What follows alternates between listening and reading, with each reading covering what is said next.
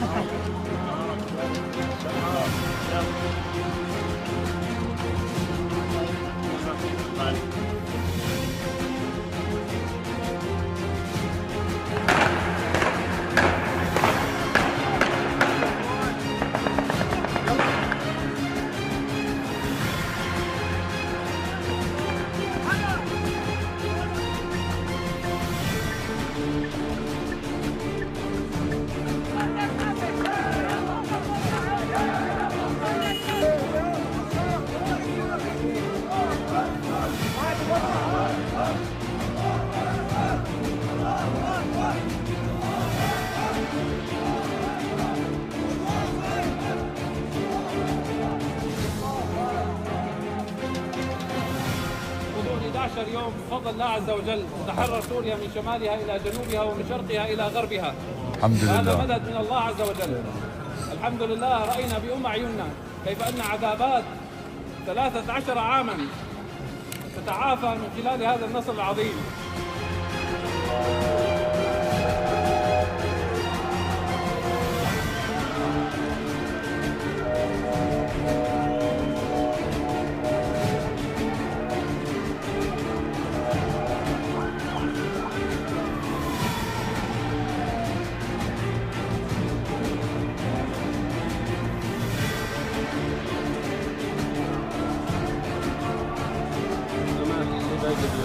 Last season, I'm going to church and I jumped